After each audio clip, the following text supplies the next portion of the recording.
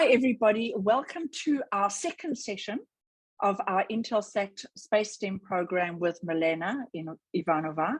And Milena is going to be taking us through much more in terms of understanding our atmosphere. So with that, Milena, I would like to hand over to you. Thank you very much. Good day, everyone. I'm going to stop my video just in order to have a better connection. The thing is that my connection is not that good. So let's go. What is weather? When we talk about weather, we talk about the conditions of the atmosphere over a short period of time today. And when we talk about climate, we talk about conditions that over a long period of time. If you go outside at the moment, you are going to experience many facets of the weather. For example, you're going to experience the humidity, the air temperature, the air pressure, the winds, the cloud cover, the precipitation if there is raining, and all other atmospheric characteristics. Who is responsible for the weather? Ultimately, the sun is responsible for the weather. And when the sun heats up the surface of the land and the water, it creates different weather conditions. The warming in turn causes variations of the temperature and of the pressure of the overlaying air. All right, for us to understand the weather, we need to understand something called air masses. Weather actually happens in the air masses. If you remember from last week, we talked about troposphere, and we talked about that weather happens in the troposphere. That's the first 10 kilometers of the atmosphere. When the air hovers over a big surface of land or the ocean, it takes the characteristics of that air. For example, if air is over the Atlantic Ocean, it will become warm and humid. And if it's over ice, it will be dry and cold. What we see on this chart, the presentation of the vast factors that form the macro weather, the macroclimate. In other words, the different air masses that form over continents depending of their latitude, and over oceans depending of their latitude. For example, we see that we have cold and low pressure air masses that form over the Siberia or North America, over the Antarctica and the Arctic Ocean. And then we have tropical warm weather that forms over the mid latitudes over the oceans. If you excuse me, I just want to stop my dog barking here.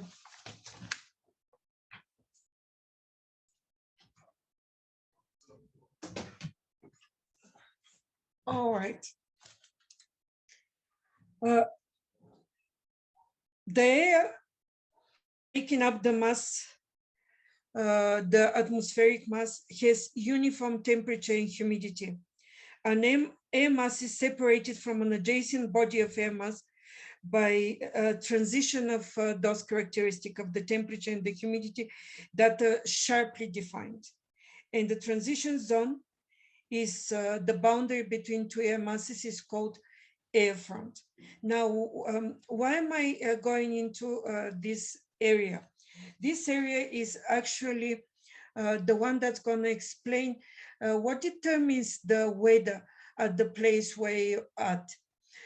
First part of my presentation is going to explain the so-called macro weather. In other words, the vast air masses that determine the day-to-day weather in your region. And then I'm going to give you an examples of the so-called micro weather or microclimate and the factors that determine it that is specific to a small place, depending of the topography, the latitude, and so on of that place. All right, if we look at the where the air masses are formed, usually depending on the surface of the earth, we have air masses that are formed over deserts, and they have warm and dry characteristics. We said we are looking at the temperature and we're looking at the humidity. Then we have tropical oceans. The air that is over the tropical oceans is warm and moist. Then we have the Arctic Ocean, the Siberia, northern Canada. They have cold weather, but over the continent it's cold and dry, and over the oceans further away from the equator it's cold and moist. So why do we have to look at where the air masses are formed? Because depending on the surface where they are formed, that determines the amount of moisture that is there. For example, if we look at this diagram on the left-hand side of the slide, we have air mass that is formed of ocean surface, and there is lots of moisture that evaporates over the ocean surface. And then we have air mass that is formed over dry land, and there is hardly any moisture there, depending on the type of the land. If there is freshwater resources over that land, obviously there is going to be more moisture. Then we have to look at the temperatures over those two surfaces. If we have warm surface, the air mass that forms over the warm surface will have warm temperature, and if we have a cold surface, the air mass that will form over the cold surface will have cold temperature. The stability of the air within the air mass can also be deducted by the way it's developed. Tropical air, for example, is unstable because it's heated from below, while the polar air is stable because it's cooled from below. And you remember that cold air is the one that sinks down, and hot air is the one that floats up. And that is a principle that we are going to see in development of fronts. All right, each of these air mass types has its own distinct combination of properties.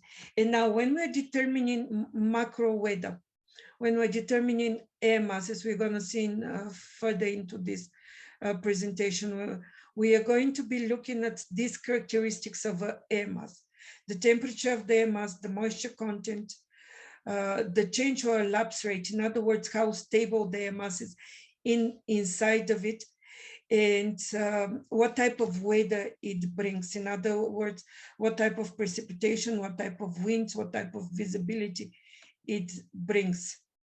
For example, if we look at tropical ocean weather brought to the British Isles from west of the British Isles, we can see that the sea brings to that weather, it brings very moist weather, and that moist weather that's coming from the Atlantic Ocean to the British Isles is stable, and with that it brings low clouds with drizzle and fog, and very often the west of the British Isles have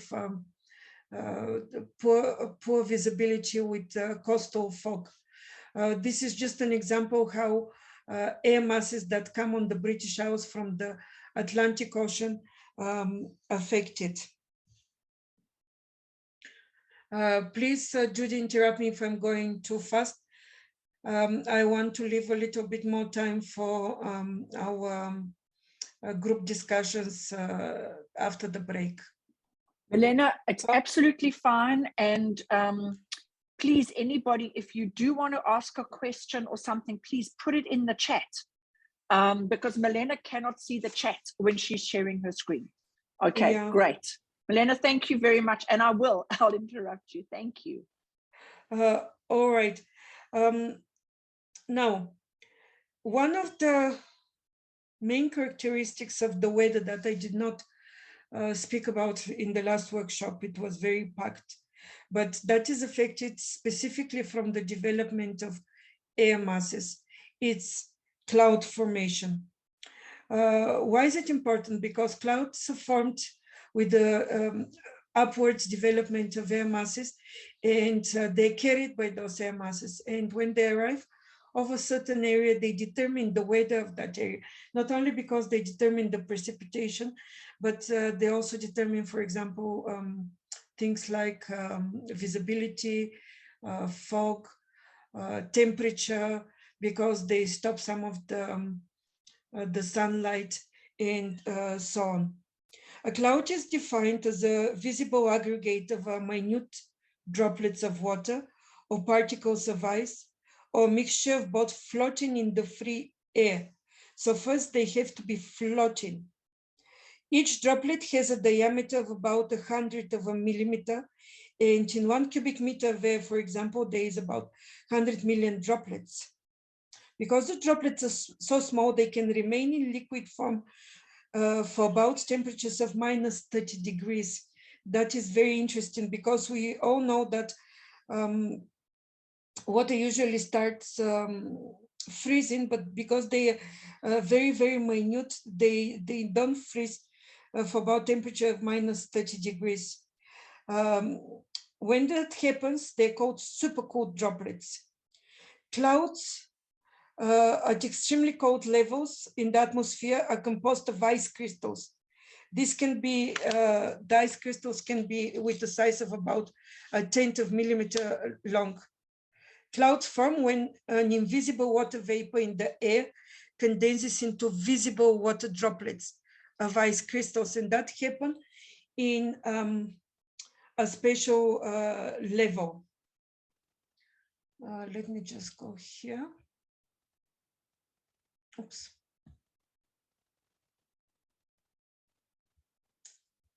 Okay, I just need to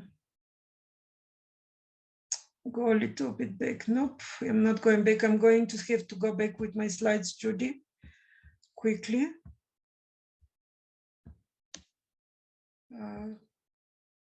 Milena, that's absolutely fine. So let's actually take the opportunity. Should we take the opportunity to see if there's any questions, if anyone wants to unmute and ask a question? You're going to see when I'm talking about clouds, that's about micro and macro weather, is that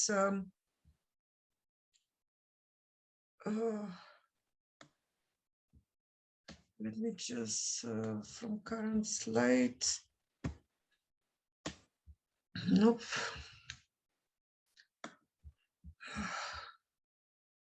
Sorry about this, guys. Here we go. Can you see the slide of the yes, we can. Yes, we can see. Yes, we can see a slide with cloud formation. Yes. Yes. So what happens is that the air rises, and as it rises, the temperature decreases, because we saw that in the previous presentation, that in the troposphere, with the rising of the level, the temperature decreases, and at some point, the moisture in the air reaches saturation point, because remember, as it cools down, it starts saturating, and when it reaches saturation point, there is no more possibility for moisture to stay into its gas state. It starts condensing, and that's how basically the most simplistic way in this picture is explained how clouds are made. What we see here is something called condensation level, and that condensation level is determined by the dew point. Basically, when at that level the temperature reaches the dew point for that particular air mass, the clouds start forming. The factors that lead to the development of clouds in the air rising and cooling are several. One of them is the surface heating of the land and of the ocean. When the sun is hitting the surface, the air rises, and obviously, especially over the oceans, the water evaporates, and when it reaches the condensation level, the clouds start formating. That's the simplest way of developing clouds. Then we have the so-called topography. In other words, moist air from low-lying land rises towards the sorry, Milena. Sorry. Yes. Sorry, Milena. Have you been moving on with the slides? Because we are still seeing slide number 10 with the cloud formation. We are not seeing topography. Yes. Maybe you're sharing the wrong window. Yes, apparently. Sorry about this. Can you see now the hills topography? Yes, yes. Now Okay. yes. Now we're on track. Thank you so much. All right, I'm so sorry, Judy. All right, so when the air rises, when it reaches a hill and it rises uphill, it reaches some point where the water condenses, and it makes the so-called topography clouds. And the reason for them is simply because the land is elevated. Then we have the so-called frontal air mass, when clouds formed because two separate air masses in contact. We have cold air on the left-hand side that brings high air pressure, and it's heavier. And then we have warm moist air on the right-hand side, and when they collide, the warm air climbs over the cold air. That is called the front. And when the warm moist air reaches the condensation level, it makes clouds. These are just some of the examples of how the clouds are developed. Because I want to point to you that when you're investigating your local weather, you have to take this into consideration. You have to take the fact that that maybe you live in a valley, or maybe you live in a flatland, maybe you're close to the coast, maybe you are in a very dry land area without water sources around you. And I want you to come back to this very simple slide and see which of these air masses is going to be the macro factor that determines the weather in your area. Because you can have air masses that come from the sea, you can have air masses that come from the inland. I can tell you, for example, here in Johannesburg, when I look at night at the weather predictions from the weather service, I actually look what the weather is coming from the ocean, from the Cape Town side, because whatever air mass develops over Cape Town and in that coastal area, 2 days later it arrives here. And I very distinctly can see that if, for example, now in autumn or in spring in Cape Town, they start developing stormy weather and they have rains. They start having rains because at the moment they're dry, but when they start having cold rains, just the beginning of winter, 2 days later, I'm going to have cold weather coming here to Joburg. That is simply because of the air masses that develop and move inland.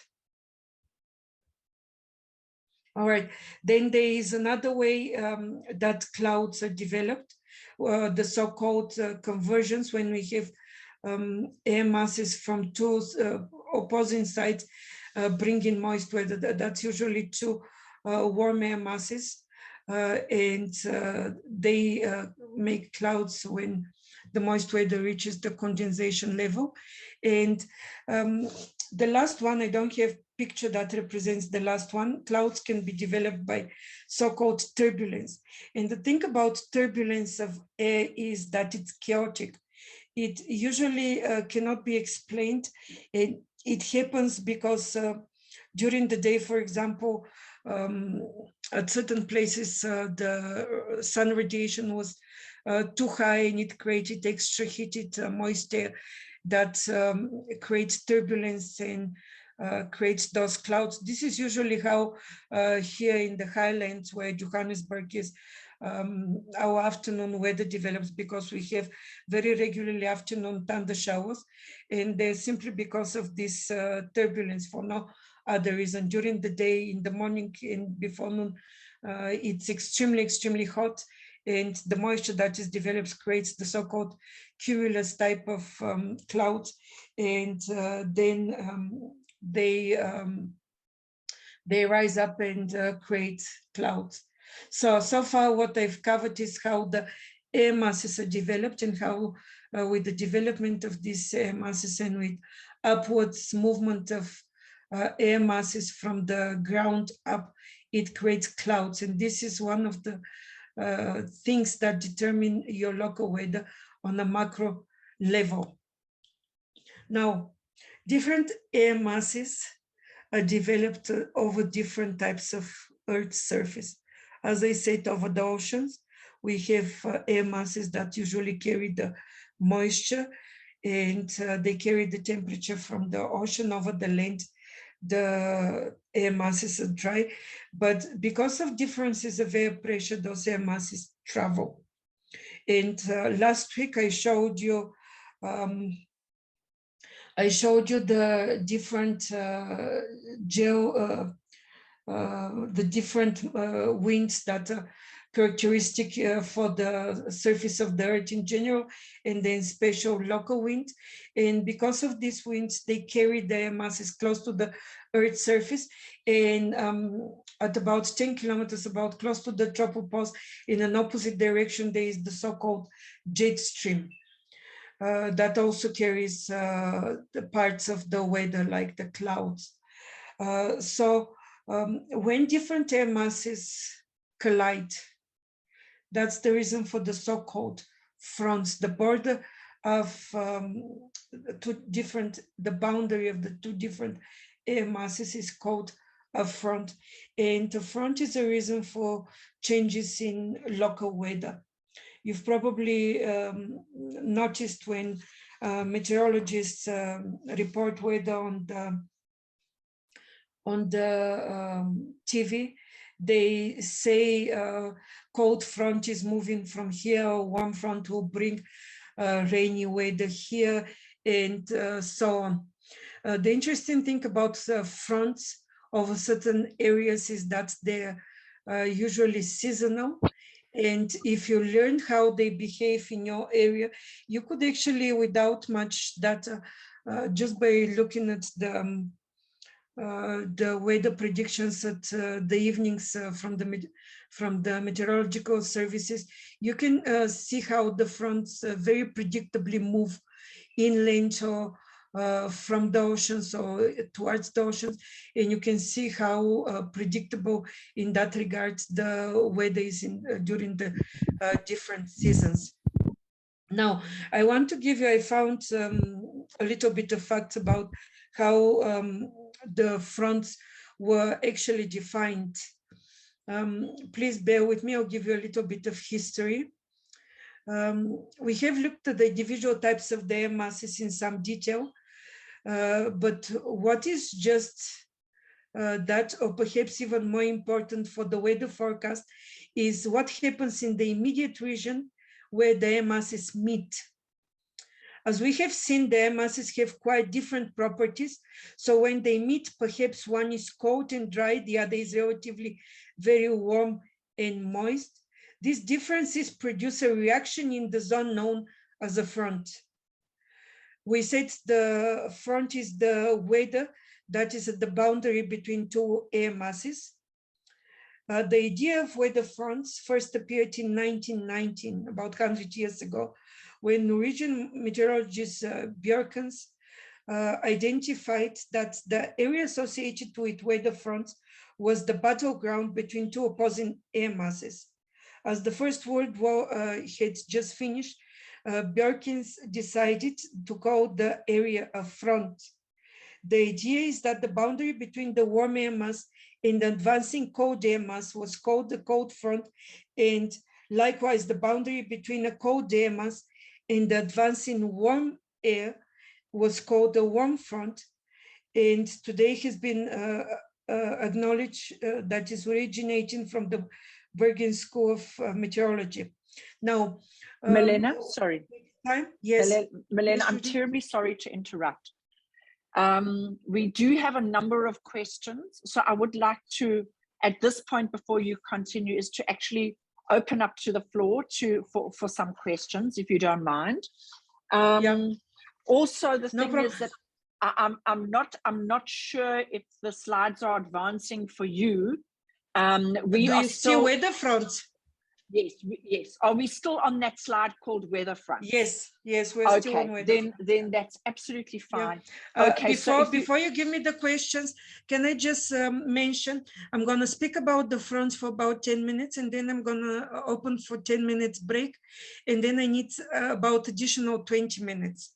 So I'm thinking I'm going to be finished by 12:30 with the 10-minute break.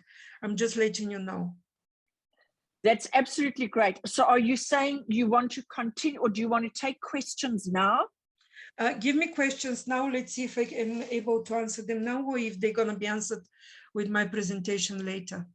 That is absolutely great. Brittany, do you want to facilitate this question and answer? Or would you like me to take it? Please. Milena, so the first question in the chat was from the forum. Why are some cities in the same country having different, such vastly different weather patterns? Could you give us some context on that, possibly in relation to what you've mentioned so far this morning? Some cities in the same country, you know, depending on the country. The local weather depends, as I said, from the type of topography. Yeah, how high above sea level the places. Then it depends of the season. It depends of how the proximity to a big body of water.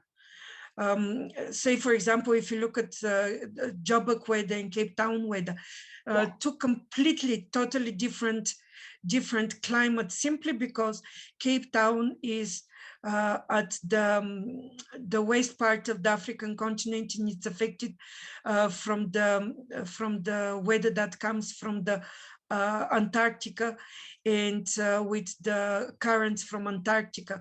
Then Joburg is affected. It's a very dry weather, and simply because it's inland in winter particularly.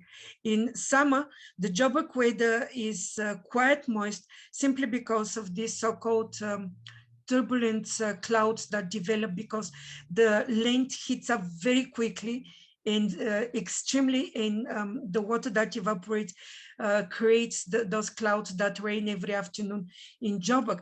At the same time, in Cape Town, the summers are quite dry, simply because the air masses that come from the ocean can't reach the condensation point when the temperatures are high over Cape Town. That is just some consideration of the differences of the weather between Cape Town and Joburg, for example, in summer. In winter is the opposite. In winter, the air that comes from the ocean condenses quite fast, because at that time the dew point is much lower, and Cape Town is subjected to lots of rain in winter. overland in Joburg. There is never rain in winter simply because the dew point at those low temperatures is not being able to be reached when it's cold over the land. Does that explain it? Yes, it does. And just for some more context, you were mentioning earlier that if there was like rain in Cape Town, for example, 2 days later, it would rain in Joburg. Does that play a part in the different weather in these two cities, for example? No, not necessarily. I gave that as an example of a moving air mass. Usually the air masses that affect South Africa in generally because of the Coriolis force, they move from southwest to northeast. That's how the fronts move, so to speak.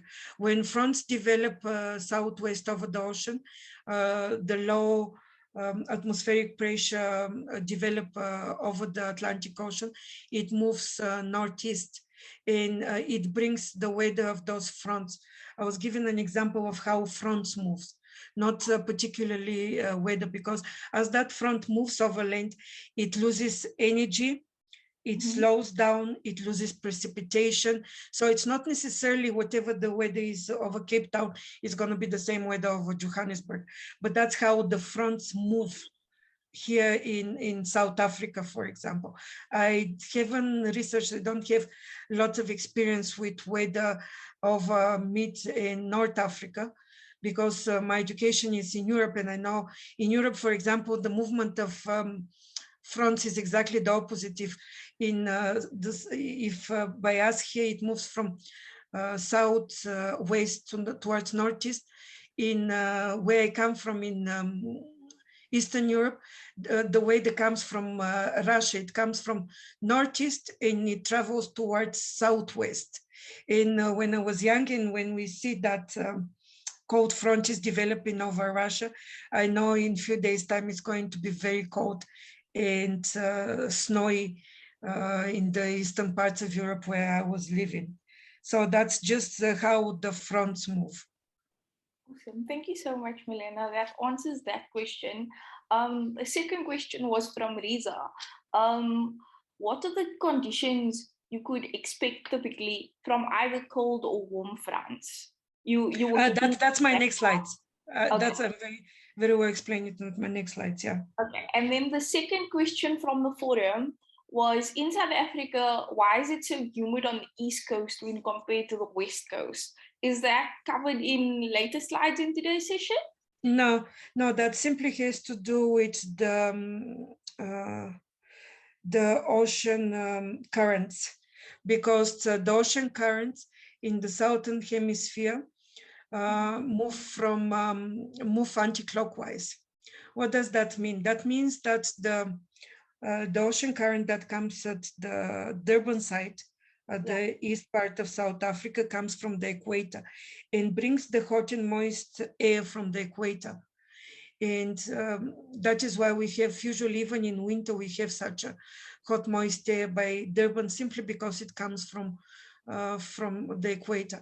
The ocean current that comes towards Cape Town, again anti-clockwise, comes from Antarctica, and it usually brings the cold air from Antarctica, and it's not as moist during summer, simply because the condensation level at the hot temperatures that we have in summer is not reached by the latitude where Cape Town is, if that makes sense, because during summer the temperatures are much higher. So for the air to be saturated, you need much more moisture than you get from that ocean current during summer by Cape Town. That explains it perfectly. Thank you, Milena. And then Tafaria had a couple of insights in the chat, and I agree with Colin. Tafaria, if you want to unmute and share them with Milena to open that discussion, perhaps she could give us all some guidance.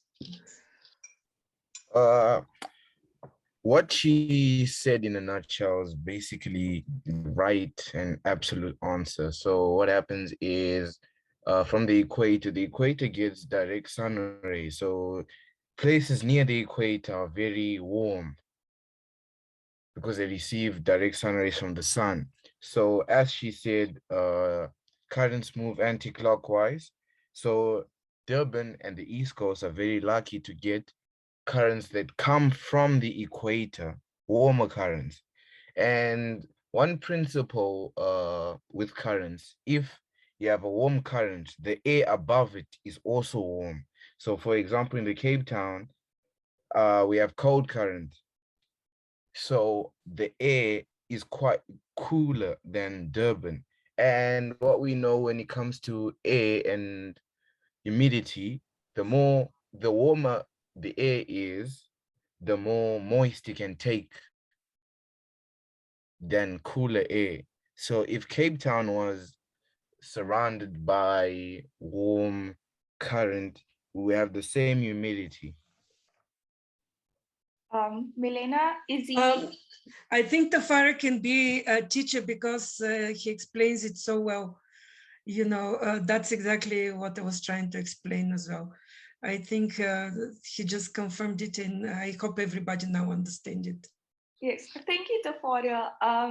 That was a lovely insight. And there's another question from Grace in the chat. Are weather fronts always moving, and what do they cause? Would that be covered in the next couple of slides? Yeah, let me continue. Let's I'll answer questions when I'm finished with the fronts. How about that? Okay. That's perfect, because those are all of the questions in the chat now. All right. So now the type of fronts that are developed, and we say, just keep in mind, that's why I started with air masses, that fronts are boundaries between two very distinct air masses. And how are they distinct? Because they've been developed over different surfaces. They have different types of temperature, different types of dynamics inside them, different types of moisture. A cold front, warm front, and the so-called occluded front. Okay, so let's see first a cold front. The presence of a cold front means that the cold air is advancing and pushing underneath the warm air. And you can see that on the picture. The line that you see here, that is the line that is usually represented on weather maps. Usually the direction of the travel of the front is where the signs are cold fronts on weather maps, so with little triangles attached to the border between the two masses. So we have a mass of cold air, we have a mass of warm air. And I need you to look how the warm front literally like a knife slides under the warm air, usually at an average degree of about 50 degrees, you know, that's how it slides. So we see it how going up, the cold front is inclined towards the cold air. This is because the cold air is denser and pushes under the warm air. Cold air is replacing the warm air in the surface, at the surface. So if you're at the surface, where it says surface front over here, you basically are going to first experience some hot weather and very strong winds. That's how I usually know cold weather is coming from Cape Town, because if I notice the winds extremely fast, that's a pretty says cold front that comes from Cape Town, cold air coming from Cape Town. And that's what you experience. You experience hot winds, very warm winds, and then the cold air the next day smashes over us here in Joburg. The symbols, as I said, indicate the way of moving. Now let's see what the weather is at the cold front. The passage of the cold front is normally marked at the Earth's surface by rise of pressure. Why rise of pressure? Because warm air usually is characteristic with lower pressure, and that's what actually predicates the development of cold front. Because if there is cold air developing nearby, you know, the cold air is heavy and it always tends to travel towards the warm air. And also with the cold fronts, there is a fall of temperature. And that is why we have rain. Rain occurs in association with most cold fronts and may extend between 100 and 200 kilometers ahead of it or behind the front. So if we look at this picture here, what happens before the cold front, we have light, normal stratus clouds. And I just here want to mention that the types of clouds, according to where they develop, is a very vast topic that I absolutely stayed away from it on purpose. I just wanted very quickly to tell you how clouds are developed without going into details about the types of clouds. So I'm going to say the same here. In front of the cold front, we have light rain, but because the hot air travels, literally travels lights. Can you see my red arrow, Judy? Here. Yes, we can. Thanks. Okay. The hot, moist air travels lights over the cold air and reaches the dew point. We can see that the dew point, where the clouds are developed, goes down, goes lower after the cold front, and that is understandable because this air mass is much colder, and that predicates quite stormy weather at the front. Behind the front, we have large clouds because of they've been developed already, and from time to time we have showers, but not that intense. So that is to answer the question from Tafara. That's not the only way how cumulonimbus showers develop, but that's one of the ways as a result of the traveling of cold front. Now we have a warm front. I want you to look at the inclination of the warm front. Again, the picture of the warm front, the way it's indicated on a weather map, is with semicircles that in the direction of the traveling of the front. Warm air travels above the cold air, and that usually happens when we have a strongly developing low air pressure on this side, inside this air mass. And the reasons for developing of lower air pressures can be very varied. For example, overheating during summer, it usually happens over the oceans during summer. That's the reason for the so-called tropical storms, when the water overheats and becomes very moist and very hot, and then it travels because of the global winds. And when it reaches land, for example, and the land is cooler at the time when they reach it, the warm air just starts climbing up, and that is the reason for warm fronts. The presence of the warm front means that the air is advancing and rising over the cold air. This is because the warm air is lighter and less dense than the cold air, and usually this angle here, remember before it was 50 degrees for the cold front, here it's about 150 degrees. When we talk about the weather that the warm front brings, because it usually comes from a much warmer and moisture place, and when it's sliding and cooling down the air over the cold front, it brings lots and lots of cloud formation.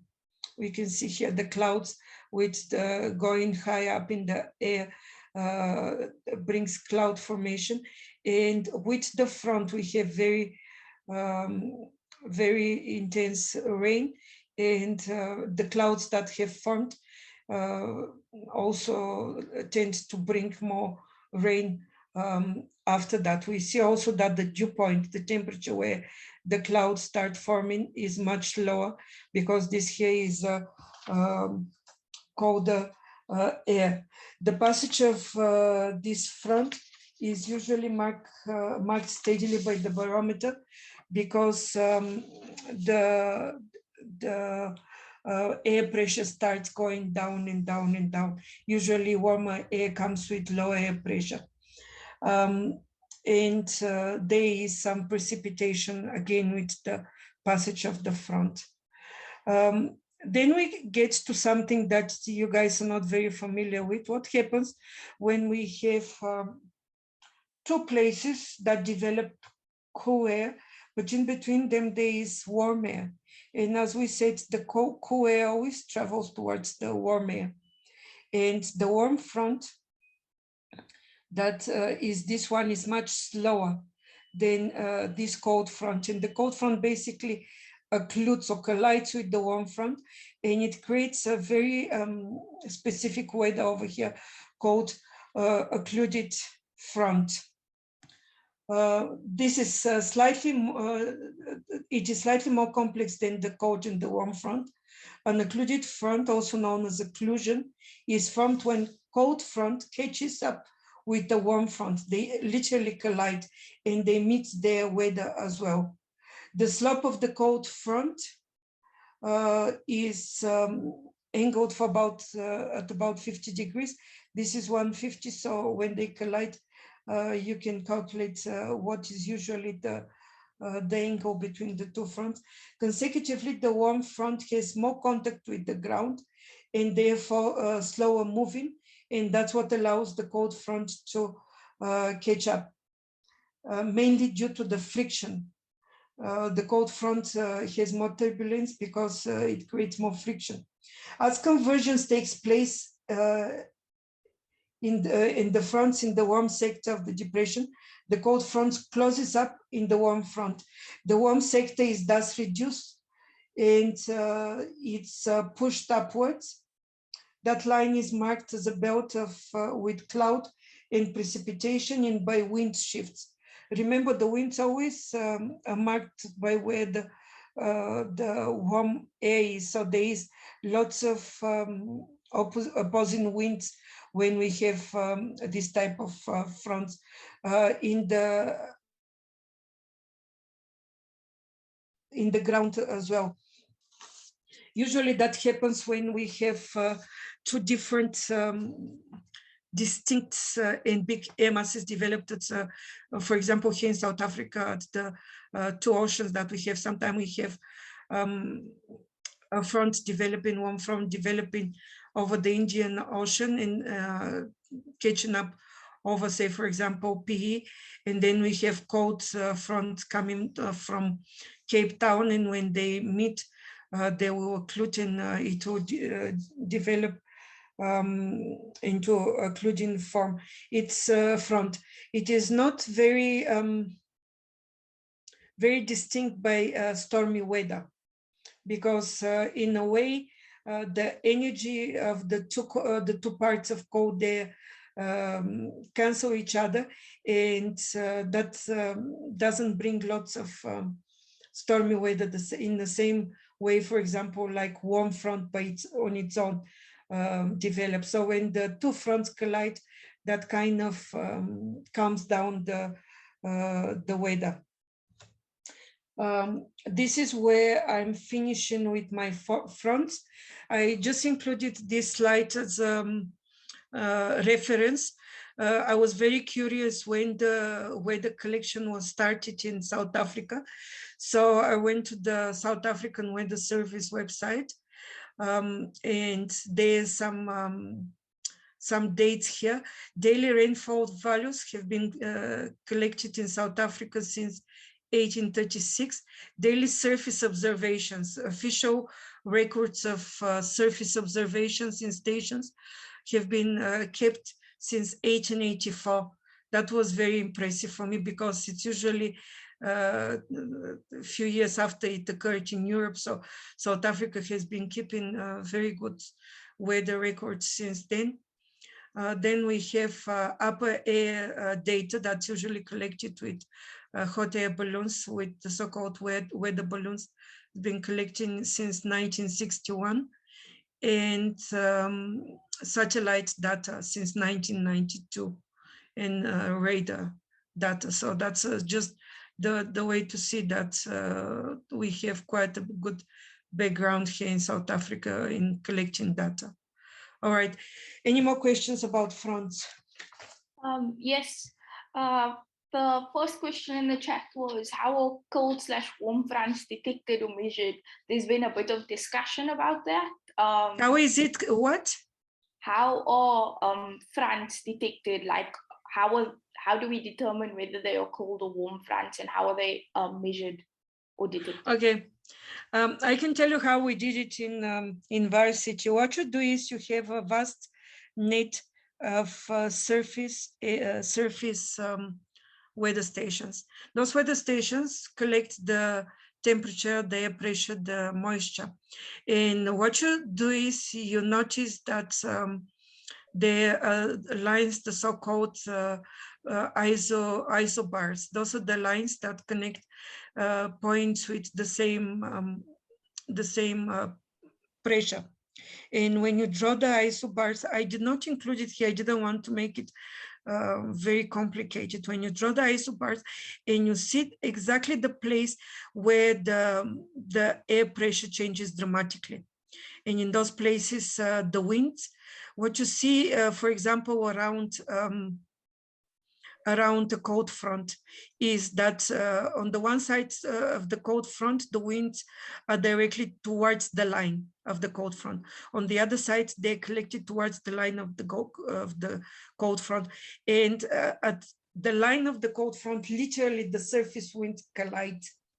That's what actually creates the clouds over the fronts.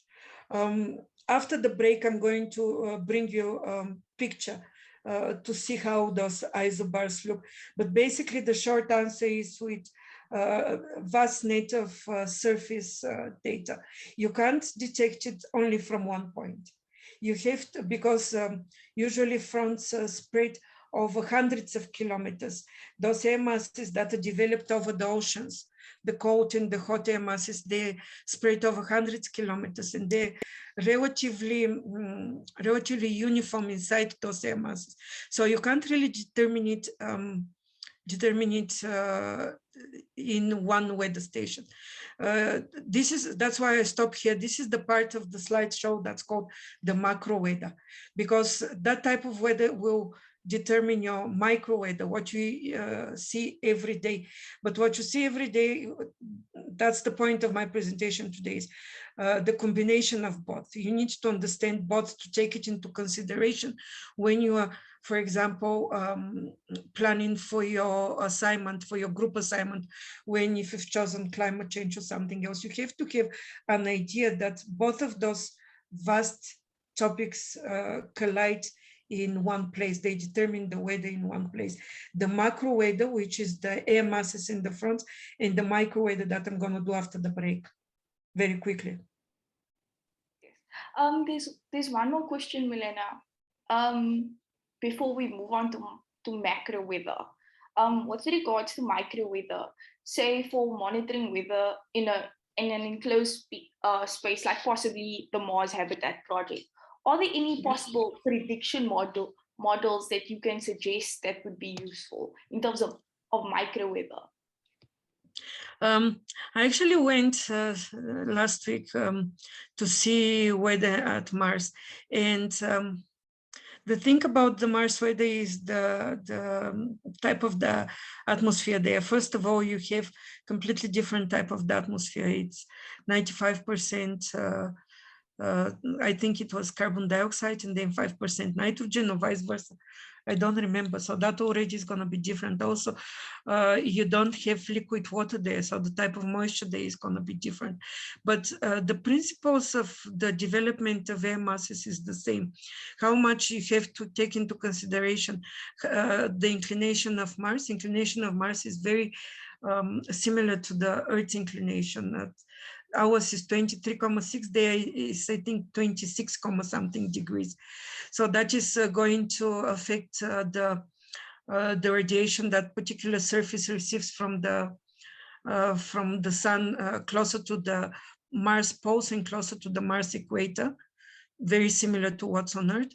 And that probably is going to determine similar types of global winds.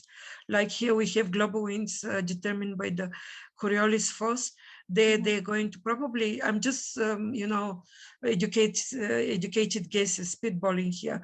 They're probably going to have similar type of global winds that we have here. But again, the fact that they don't have, you also have to know what type of surfaces in the different places and how that will affect the temperatures, because as I pointed out last week, and now the surface temperature is affected simply because of the way the surface reflects and the surface absorbs the sun's radiation. So those are things that we have to be taken into consideration when we're determining the air pressure and the winds and all of that. In terms of the question, I was asking about possibly inside of the habitat.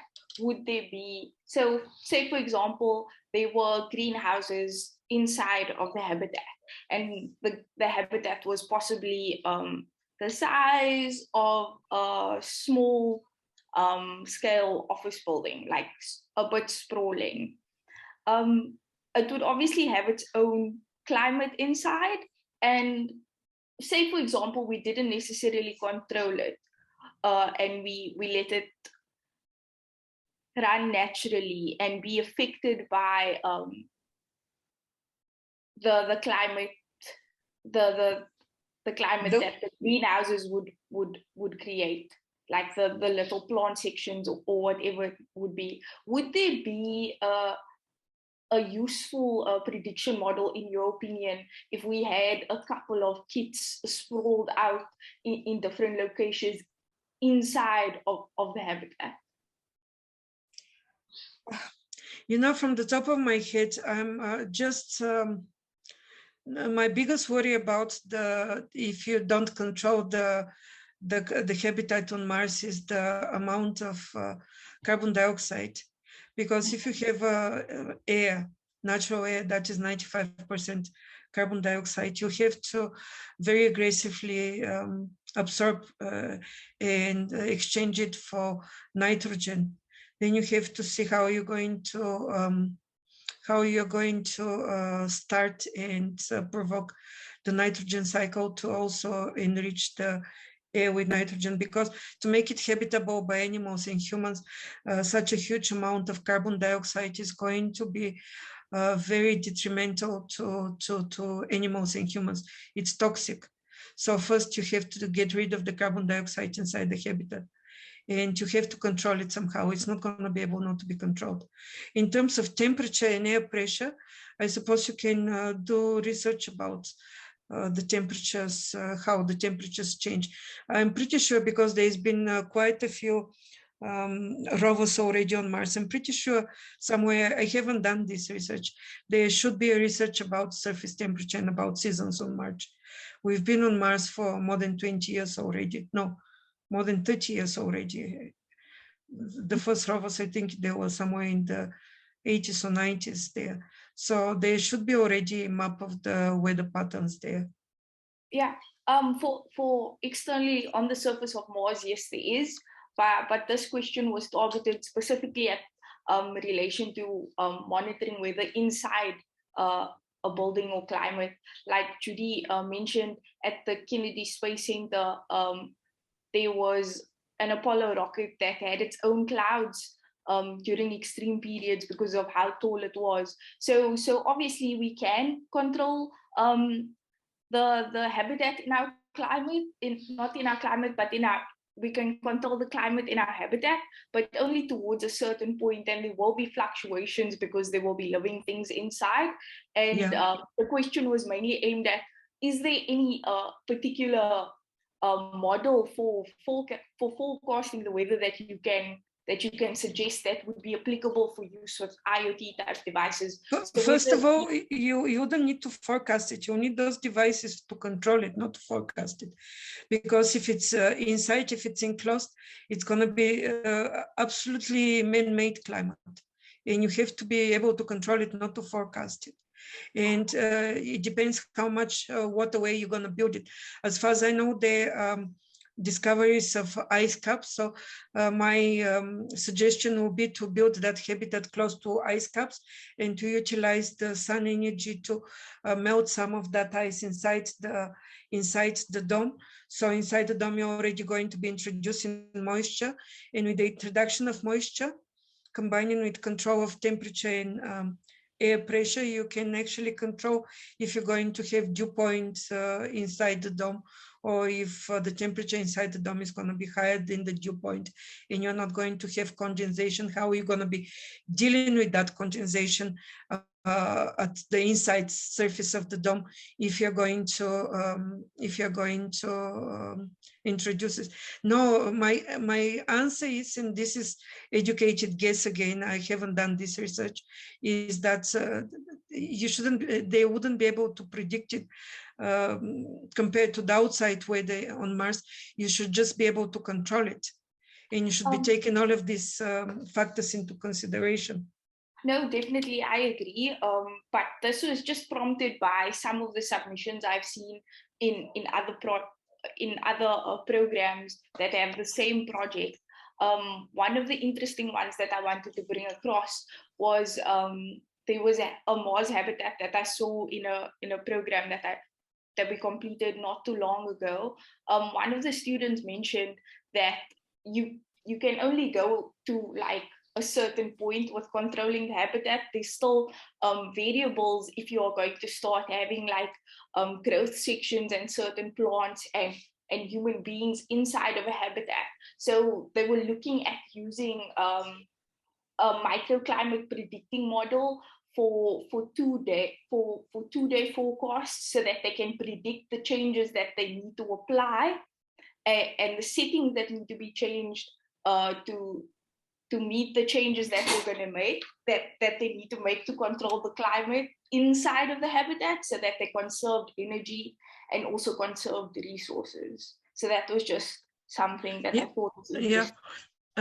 From statistical point of view, once you establish it and once you know exactly what the outside factors are, like the sun's radiation, for example, that reaches there, how much of that is reflected by the very sparse Mars atmosphere, how much is absorbed, how that affects the temperature at the place where you're going to build the habitat, the moisture that you're going to introduce inside the habitat. These types of models, they're developed once you have enough data.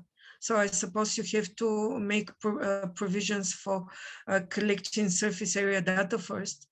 And then with the introduction of the so-called greenhouse, because I suppose you would want the dome to be made out of transparent panels, and you can basically predict how much of the sun's radiation those panels are going to keep inside, how much they're going to allow to go out, and you can be working with those variables as well. Cool, thank you so much, Milena. Judy just mentioned that we should schedule a break so as we don't run over time. Yeah, I promise my microclimate is much smaller presentation. The microclimate, we need that.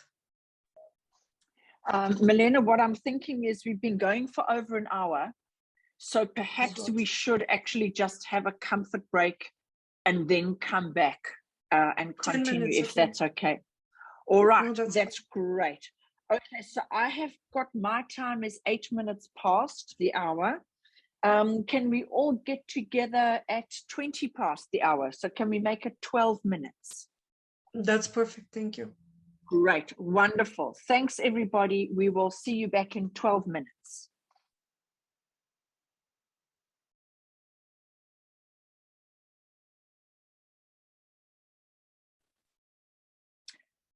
Hi, everybody.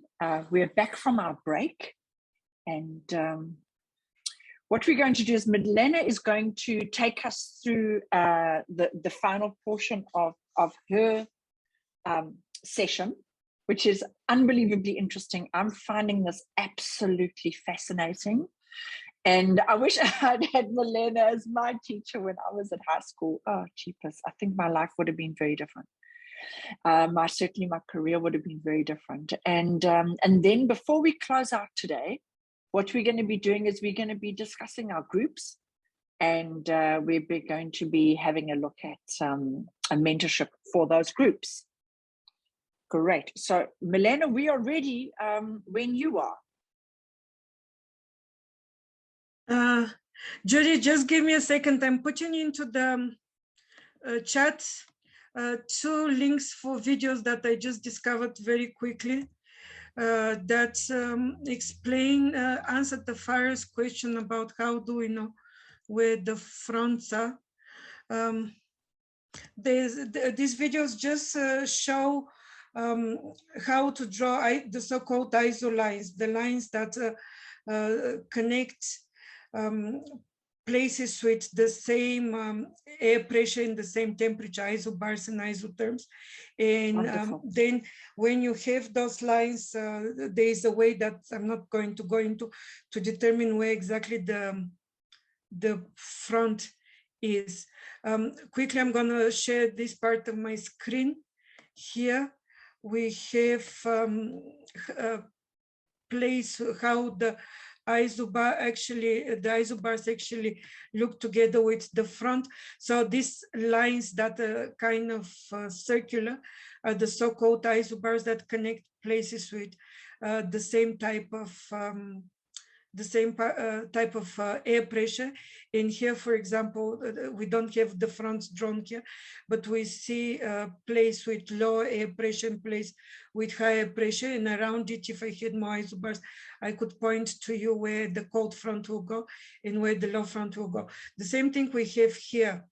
We have a place with low pressure, which is predetermined from about the warm front. There is the symbols for the warm front, and then just behind it we have a place with high pressure over here, and we have the high pressure colliding with the low pressure. There is the high pressure H, there is the low pressure L, and when they collide we get the so-called occluded front over here, and all the weather that it brings. So that's very simplistically answering the first question.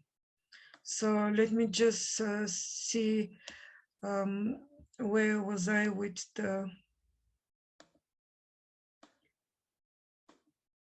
the sharing of the screen.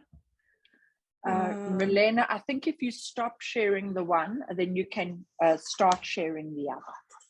Okay. You're right. Thanks. Where was I? I was here. Okay.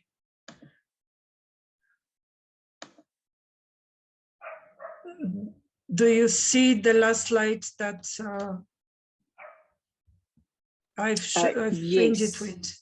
Yes, we have our climate services, but we can see the design view. We're not seeing the slideshow view, if you're okay with that. Yeah. Okay, I see the slideshow view. It's fine. Maybe if you stop sharing, and then maybe it gives you two windows for you to share.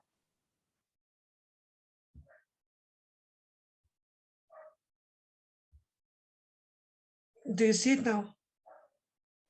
That is perfect. That is the view we should be seeing. Lovely. Thank you. Great. Thank you. So I said very quickly, I'm going to go into what is a microclimate. So that is the climate of a distinctly small area, small scale area, as a garden park, valley, town, city. And the weather variables in the microclimate can be determined by our measurements, because now we are measuring in a small place and we can see, but what is affecting our microclimate is what I'm going to show you next. So you can have it into consideration when you're analyzing the data that you are collecting. I just put the Webster definition of macroclimate just to see the difference. Macroclimate is the overall climate of a region, usually large geographic area. And it's distinguished, it's different than the so-called microclimate. For example, I can have cold weather coming from Cape Town here towards Joburg, but in the place where I stay, I can stay in a very, very urban place where there is no greenery, it's just cement, and the coldness that comes can be deflected simply because of the factors that the microclimate is going to happen. The weather variables of a microclimate, such as temperature, rainfall, wind, and humidity, may be subtly different to the conditions prevailing over the whole area from those that might be reasonably expected under certain types of pressure or cloud cover. The mixture of many slightly different microclimates that actually make up the climate of the town, the city, or the rural area around it. It is these subtle differences and exceptions that make the microclimates so fascinating to study. Now, there are many types of microclimates. I've just chosen 2 or 3, and I might even skip some of them over, just to show you how different types of topography, for example, different types of land cover determine those slight variations into the climate, variations into the temperature, variations into the sunshine, and more specifically how the sun is absorbed from the ground or the water and how it's reflected, how much sun energy goes into the so-called hidden energy that is taken from evaporation of the water, and so on. Coastal regions, those are some of the microclimates that I'm going to show you. Upland, that is a hill in a valley, because we have different topography with hill and with the valley. Coastal regions. In urban regions, I skip forest altogether. So to not waste time, what do we have in a microclimate view when we have a hill? For example, when we have a hill, the clouds cause to form over them by forcing the air to rise, either when the wind has to go over them or because they're heated by the sun, because it depends which direction is the hill. Is it south facing? Is it northeast to west facing? The type of the wind that climbs the hill can be different throughout the day, depending where the air is warmer during the day, which side of the hill there is warmer. But as a rule, the air will be rising and will be creating those type of rain just above the hill. When the wind blows against the hillside and the air is moist, the base of the cloud that forms may be low enough to even cover the summit. That's why sometimes the summits are covered. As the air descends on the other side, it dries and it warms, because maybe he's reached the dew point and maybe there is some type of precipitation as we can see it, and that will dry the air out, and it will create the so-called Fion effect, where we have on the one side of the hill, the winds are blowing upwards and the air is very moist, and on the other side, after those clouds have rained themselves out, we have Fion effect, when we have a very dry, very strong downhill winds. As far as I know, but this is just my general knowledge, the countries into the Scandinavian countries that rely on the so-called Fion effect for constant winds and to harness the wind power there, where they have in their topography consistent winds over hills. All right, so let's see what's next. Next is a valley. With a valley, we have something different. If we have valley like that between two hills, we have the cold air. If sun is shining over that area, the cold air will always be tending to go downwards from both sides and will settle at the bottom. And with that, there is going to be more condensation there of cold air. And usually we have fogs developing when a valley is settled between two hills like that. And we have a very specific micro weather, which makes, if there is a town or city or village at the bottom between those hills, the weather is very different than the weather on the other side of the hills where you have open lands, for example, simply because the cold air will settle at the bottom and there will be nothing that to make it go upwards. Valley fog will form in the mountain valleys, and it is the result of the temperature inversion. It's called inversion because at the bottom, instead of the temperature, how usually in the atmosphere, going upwards, the temperature will be decreasing. Here, going upwards, the temperature will actually be increasing because that cold air gets stuck in the middle. And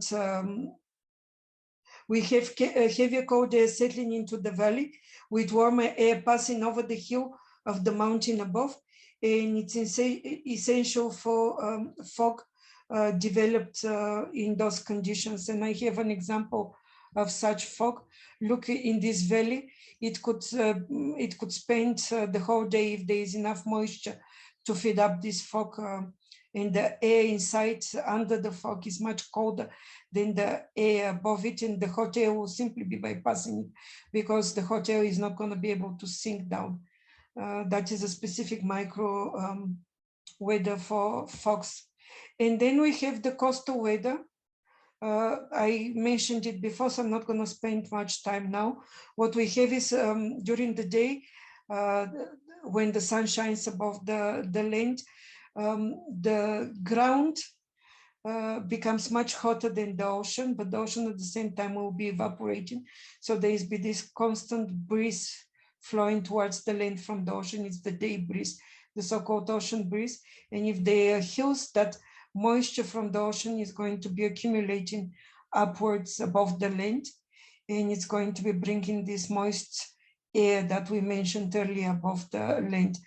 At night, when we have cooling of the weather, cooling of the surfaces, the water tends to cool much slower than the ground. And with that, at some point, the water will be warmer than the ground. And the wind is going to be blowing in the opposite direction. It's going to be a land breeze that's going to be bringing cold air from the land towards the ocean.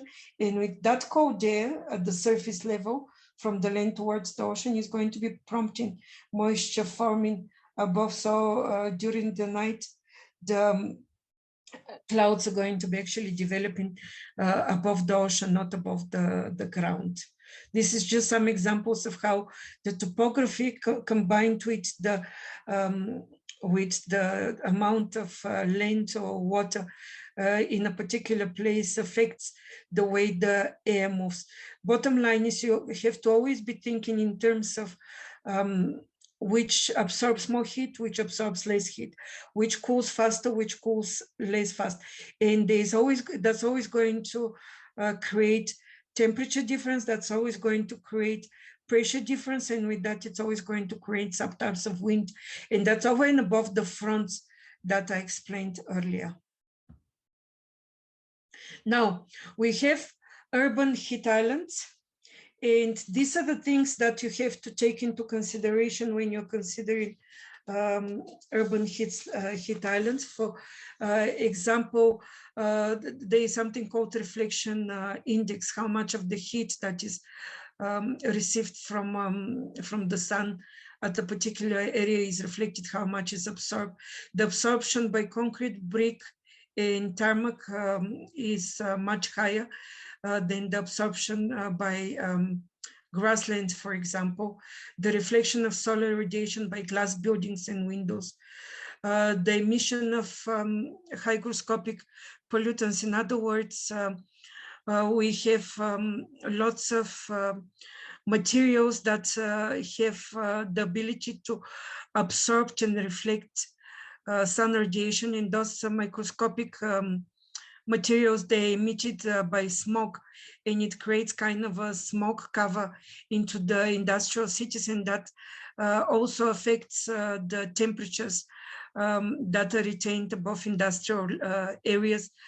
Relative absence of water in urban areas means that less energy is used for evaporation, less of that hidden energy to evaporate water is used, but that's not true for many urban areas, because as we know, for example, if we think of big cities like London or Paris, they have rivers that flowing through them, and those rivers create completely different microclimate compared to the rest of those cities. The absence of strong winds, and in some other areas, if we have high-rising buildings, that creates turbulence on its own, that also have to be taken into consideration. Just a quick example, I have a single day temperature line for the larger London area, and we see that the temperature is highest directly above the city, because there we have a big concentration of cement, we have concentration of glass, and then going towards the sprawling grass rural areas, you see it says to the sides rural areas, the temperature, the ground temperature dives substantially. If in London at that time the temperature is 12 degrees, in the rural areas surrounding London it's 5 degrees, and that has nothing to do with fronts, it has nothing to do with macroclimate, it's specifically to do with the way the temperature is absorbed and reflected by the urban buildings. And also, sorry, oh God, what I had in the previous slides, I'm not going to waste time now to go back to it, was a big dome cover of pollution that also affects the temperature. The more polluted the place is, the more it tends to retain heat, because that pollution is basically greenhouse gases. As much as it's carbon dioxide, carbon monoxide, it's all of those bad gases that we're trying to avoid, and particles that we're trying to avoid, and they retain the temperature, and that also pushes the temperatures above the cities upward. So that is another factor. And now we have just an example of the so-called urban winds. If we have front wind coming from the left-hand side of this particular picture, the way that wind flows around the buildings, it creates little turbulences around the buildings. And if you're measuring temperatures around those buildings, they're not going to be very consistent because of these turbulences that around those winds. So if you have projects that are in urban areas, you have to take these things into consideration. If you have projects around farm buildings, you have to have this into consideration. And even if you have projects that are in close or by forest areas, because when we have forest, we also have turbulence developed simply because of the way the winds flow around tall objects. And I think that's the last from me, Judy. Milena, thank you. Thank you very much. That's absolutely fantastic. Wow.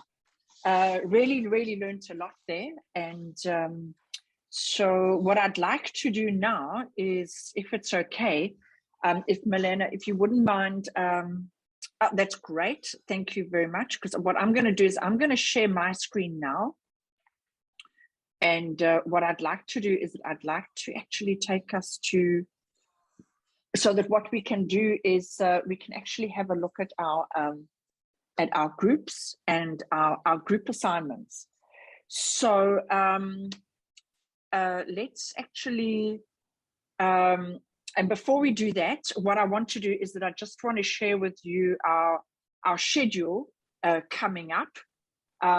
We have one more session for this block, which is next Saturday on the 9th of April. Colin is going to be taking us through connectivity and communication. That is going to be his second specialist session. Then when we come back from our break on the 7th of May, Nico is going to take us through more kind of in general industry 4.0 elements. So it's going to be, he's going to be building on the aspects of Internet of Things. He's going to be looking at how do we actually apply this maybe in robotics?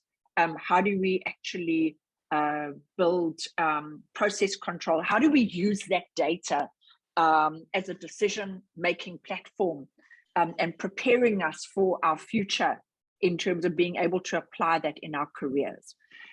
Brittany is going to be with us on the 14th of May, taking us more into depth in terms of Arduino coding of our kits.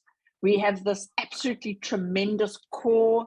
Our little robot here is an ESP32. It's a really phenomenal core for you to be able to code, and you can always put back your original code if you like.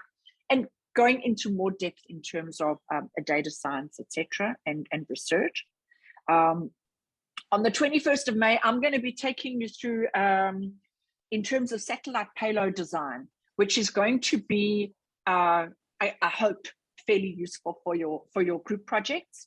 I'm going to be taking you through that process of how do we take the science that we want to do on planet, and how do we take that off planet, and how do we put that together.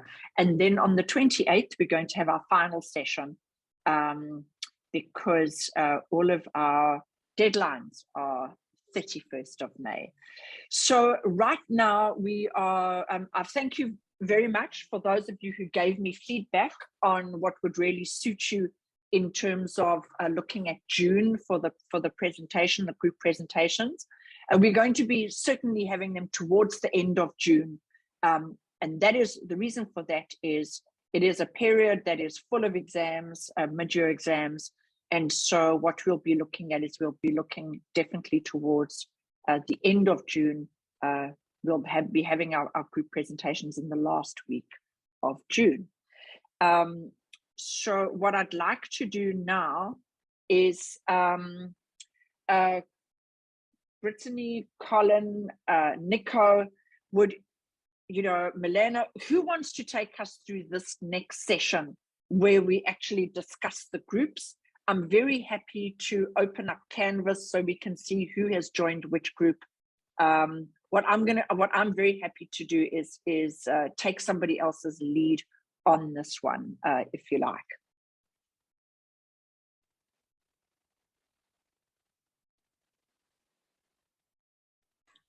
Judy, I think if you share your screen and you go to Canvas, the groups, just to see who hasn't joined, and to give a little bit idea how we're going to be working with those groups, because remember, we also have to, the mentors also have to get into that.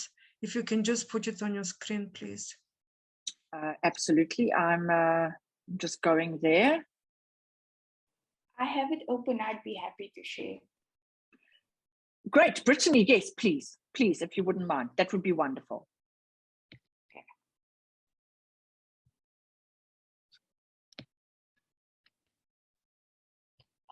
Just let me know if it's showing already. Not at the moment.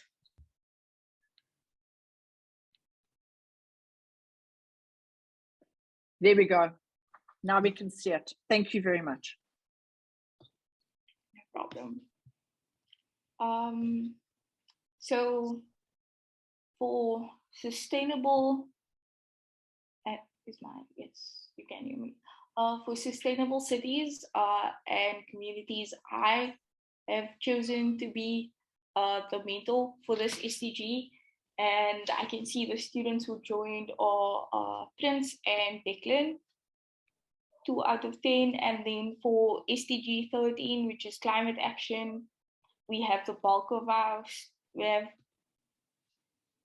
a large amount of students. Judy, who is the mentor for SDG 13? Brittany, I can be there. It's fine. Okay, great. Yes, I remember. Yes, absolutely. Milena, you'd selected SDG 13, climate Yes. action. That is great. Okay. Is one student for SDG 15, which is life on land, and 7 students for good health and well-being, which is SDG 3. I see some duplication of students. And then for SDG 7, there are 7 students as well, and I don't see anyone that's the same, so that's fine.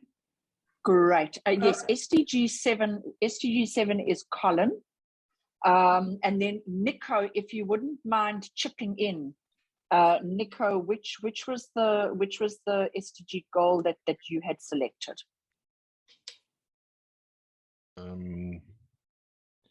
Yeah, it would be to see. I'm happy to take 3, SDG 3, good health and well-being. Okay, absolutely. So yeah, yes, Milena, Judy, please. if I may, I wonder if those children that, because I see they're online now, if they haven't been chosen goals, do they do it because they haven't decided, or do they do it because they don't know how to join? If you can guide them, I'm not sure. If you tell them where to go on Canvas, they can do it now. Let's see if they can do it. You just go, if I go to make the student view,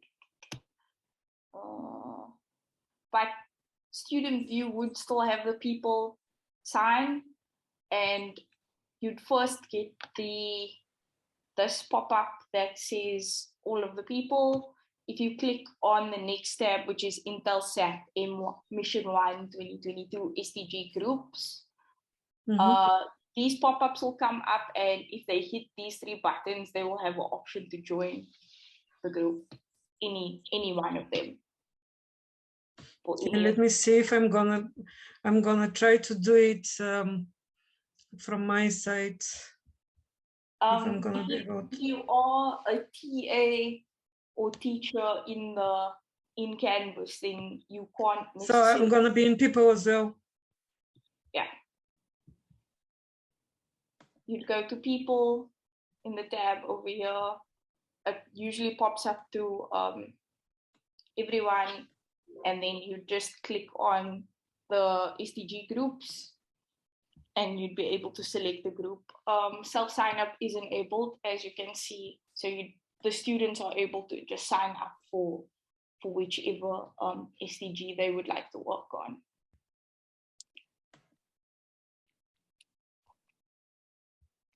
Everyone, what I'm thinking is, since we only have one candidate who signed up for life on land, that's Verity. Perhaps what we should do is Verity, if you wouldn't mind, maybe selecting one of the other groups, so that we can actually maybe fill up the other groups rather than having a group of 1. So what we do is we actually, consolidate into 4 groups rather than 5. And then I'm not sure how many of the unassigned students are in the session today. Sorry, Brittany, I went to the SDG 13 and I'm struggling now. How do I join the? If you are in the teacher or teacher's assistant view, which I'm assuming you are because you are a teacher's I'm not sure I'm in that one. Judy, isn't Milena assigned as a teacher? Or yeah. Okay. So, yeah. So Milena, Where do we go? what? Yeah, hold on. Just hold on a second. I don't think you're going to be able to do it unless you actually are able to go into student view. I think I'm in the student view. Okay. I don't want to try and troubleshoot this now while all of us are only on voice and off screen and everything else. What I would like to know is if we have any of the students like Ivan, for example, Nandi, Miriam, Clarice, if you are in the session right now, please unmute and share with us why you haven't been able to join a group. If we could rather tackle it that way. Or if you're having some technical issues and you'd like to be assigned to a group, I am in student view now, and you can just shout out which group you'd want to be assigned to, and I can move you over, I think. Alternatively. Ivan, yeah? Hi, Brittany. I just, up until now for the groups thing, I always thought it was under assignments. So for a couple of weeks, I've been looking under assignments for which assignments do we have to go into join a group. But now I see it's under people and I joined SDG 7. Okay, let me just hit refresh.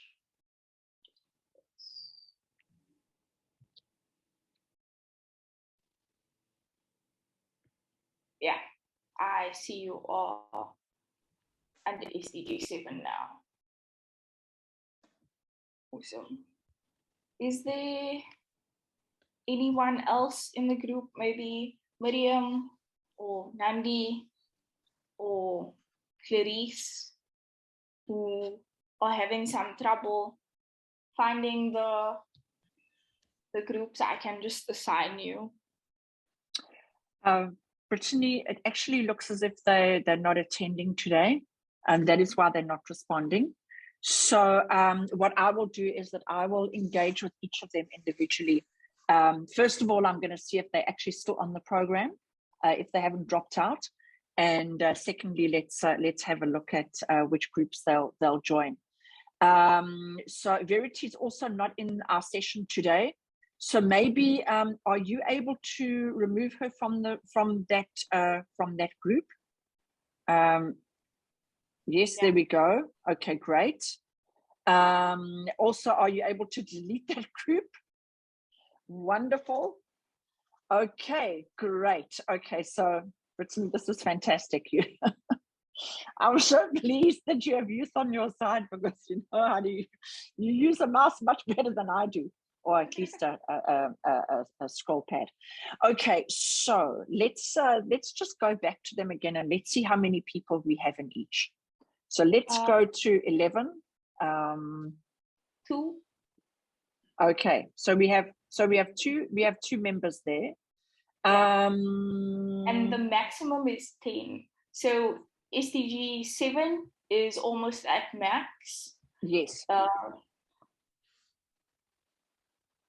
There's still some room in SDG 3. Yes. SDG 13 is also almost at max. I think maybe one more person can join SDG 3. I think everyone else might need to join SDG 2 just for the sake of having an equal amount of engagement. Okay, I'm just trying to have a look here to see if we've got any, to see if we have any duplication. I don't think duplication is possible, because when I was it's not possible. Yeah. In student view, once you try join another group, it removes you from the group that you were previously in. Absolutely. Okay. Okay, so that's great. Good. I was wondering, have any of the groups been able to get together yet? I'm not sure, but I did see some discussions for one of the groups arranging a meeting. Megan. Yes, hi. Oh, just unmute again, please, Megan. Okay. So one of our groups, SDG 3, has met already. We basically just did introductions, and we spoke about we're going to do weekly meetings, and then we also spoke about creating a communicative channel instead of Canvas, because the thing is with Canvas, like a lot of us are not receiving notifications. So we personally have to go into the app to see if we have any new messages. So we decided that we're just going to communicate on Discord because it's easier for us. If you have any trouble setting up a space on Discord, you can reach out. I will share my Discord handle in the chat. Thank you, Brittany. We actually did create a Discord server already, and then obviously now that we have our mentor Nico, we would then add him to our Discord server as well. Yes, that's great. Awesome. Thank you, Megan. Ruby, your hand was up next. Yeah, I think Tafara also has the same thing to say. SDG 13, we also had a meeting yesterday, I believe. Not everyone could join, but we'd also discuss like the communication situation and stuff. Okay, awesome. Have you guys decided on a communication platform outside of Canvas? Yeah, we are going to use emails, but we're also going to have a WhatsApp group for those who it's more convenient for, in case like people don't check the emails as much. Okay, Ruby, I'm going to put my email on the chat so you can include me there. Yeah. Okay, thank you, ma'am. Awesome. Karine, you can unmute. Hi, Brittany. Hi.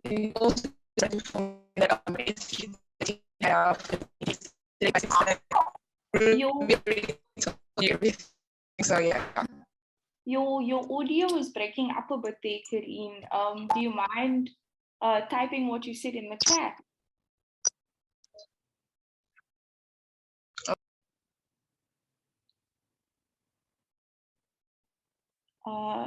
And Ruby, your hand is still raised. Is there anything else you want to? No, sorry, it's okay.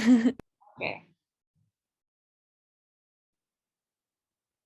While Karine is typing that in the chat, or are there any groups or any questions, comments, or concerns regarding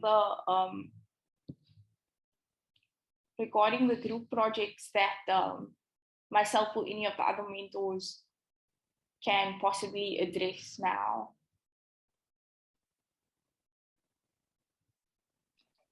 Colin, are you able to unmute and maybe just engage a little bit with your group, STG 7? Yeah, absolutely. Thanks, Judy. So I've actually been onto the group page, and what I've done is sort of added in sort of an introductory note, just a hello, and I've also just popped in my email address as well. So, you know, to my team, you know, perhaps we could communicate initially on email, if not on Canvas itself. And yeah, it's let's sort of kick off an introductory chat. You know, obviously based on your availability early next week. So if you wouldn't mind then popping me an email or communicating on the page itself on a preferred couple of slots next week, and then let's get onto a call and have a discussion.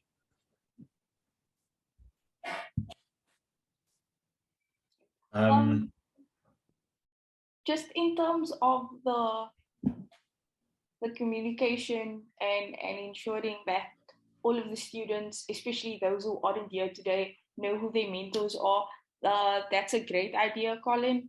I think us as mentors should make an announcement in the group that we are mentoring, so we visit the homepage and post our contact details and that we are the mentor. And then if any of the students, for those who haven't met with their mentors yet, for the 2 groups that have had meetings, just share via an announcement as well, one person, one student from each of those groups what you've discussed so far, and then which communication channels you have all chosen. I think that would, in the interest of making sure that everyone's in the same page, be a good idea. So to do that, you would just, if my screen was still sharing, you'd go to the group homepage, add announcement. If that's clear. Megan, your hand is raised. Yes, I was just wondering, I'm not really familiar with the Canvas app. Do you particularly know how to maybe turn on your notifications so you can get like actually, messages yes. and things like that? Yes, you would go to your account. So I would show you here. You'd go to settings. I prefer to use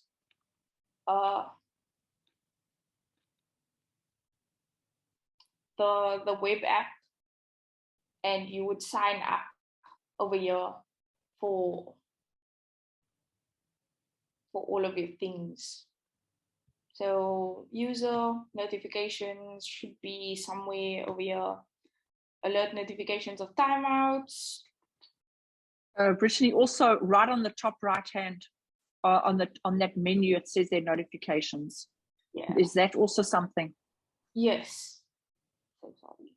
I have sticky notes on my screen, so I did not see that. Yes. So you just choose what you'd like.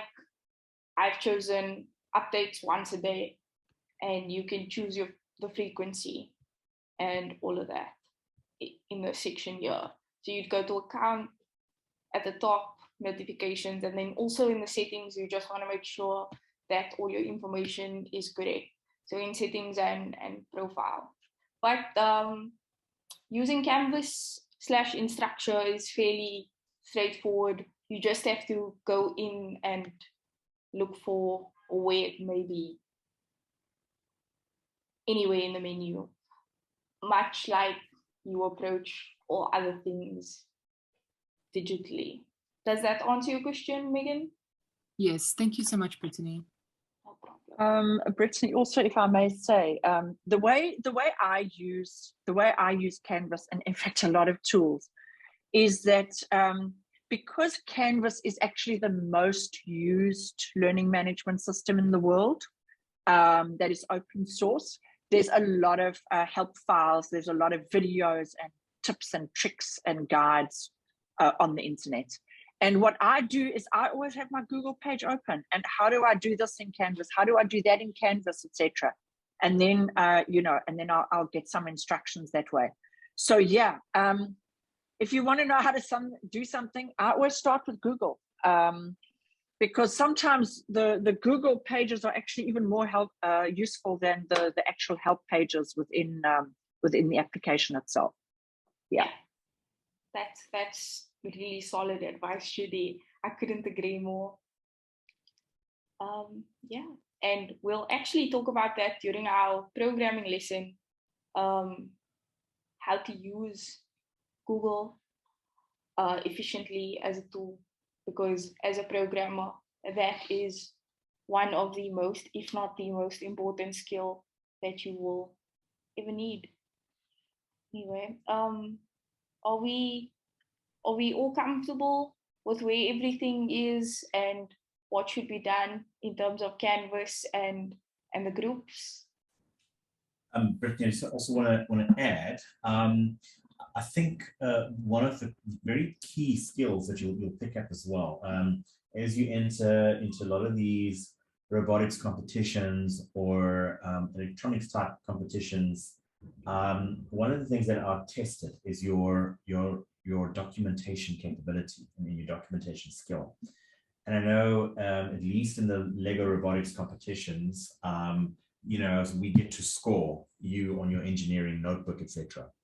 So I think while a lot of you I've heard make use of other communication channels, etc., it will be a great opportunity to try and document a lot of your stuff. So while you might have conversations, say in Discord, perhaps select somebody responsible for taking minutes, you know, or recording the conversation and summarizing it, and capturing it within your page, you know, as minutes of meeting, for example. Yeah. So I think, yeah, you know, make use of the platform to try and document as much as possible. Definitely. And just on that note, there are many ways that you can automate this. You don't necessarily have to take these minutes or notes by hand by any means. Depending on what program you're using or platform you're using to communicate, you'll be able to actually run a transcription or recording in the background. So say you guys had a video call like we are doing now, Judy is technically the person responsible for taking minutes, so to say, for this for these sessions, and she hits record as soon as we start, and that is kept as record for all of the interactions and everything that happens in each session. So you don't necessarily have to take all of the minutes by hand. Have a recording of some sort or transcription or both, and then make cliff notes and a sort of highlight notes in bullet point format, for example, of the meeting and your discussion, because not just for the sake of documentation for competitions, that's a skill that you'd use in real life, in the workplace, in your respective STEM careers. And just to highlight what Judy said in the chat, Discord and WhatsApp are okay for unstructured data and collaboration. You do need to structure your data as soon as possible afterwards, before you forget the context. So that would tie in the minutes and the recordings, as Colin and I have spoken about, but also possibly even just start an Excel spreadsheet, but a shared Google sheet, because that everyone will be able to see live updates, where you possibly assign roles and responsibilities to certain group members, and everyone will be able to check in with one another. That's just a simple way. There are other project management platforms out there that you could use, but Google Forms should work for this project. Yeah, indeed, Brittany, if I can add to that, even, you know, in my career as a project manager, there's fancy tools, but you actually find even today, you know, Excel and a list that you guys are talking about actually goes a long way. And I think it links to the point that Colin also raised, is to have a list. We call it typically an action log of your discussions and next steps, you know, where you say, Nico needs to do this by then, or something like that. And then you've got a list which you, at each meeting, you can quickly run through and add new items, or if there's what we call blockers or showstoppers, you raise that and you have a separate discussion on that. But I fully support what you and Colin has been saying. That's what I'm doing as on a daily basis as part of my life as a project manager. So yes. I definitely agree. Thank you for that. As a tip, what I use in the day-to-day with my team is we have a project timeline for each of our respective projects, and then we have a work stack because we work on multiple projects at the same time. You guys would only be working individually on multiple projects for this program, but as a group, you'd only have one, so you don't necessarily need a shared work stack, but you do need, in my opinion, a project timeline where you would have milestones towards your end goal, and then give yourselves, when you are signing, or signing up to do certain things, timelines or due dates for when those things should be done, and document that, so that you not only cover yourself, but you cover your group as a whole, and you are able to hold each other accountable. It's really good for teamwork and project management, in my opinion.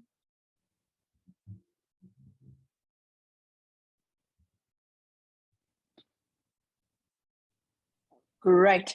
Do we have any more questions or anything? I would really like to be able to close out today, if that's okay. We've run a little bit over. I don't see any questions in the chat, and there aren't any hands raised. So I think it's safe to say that we are good. That we're done. Wonderful. Thank you, everyone. I'm going to stop the record.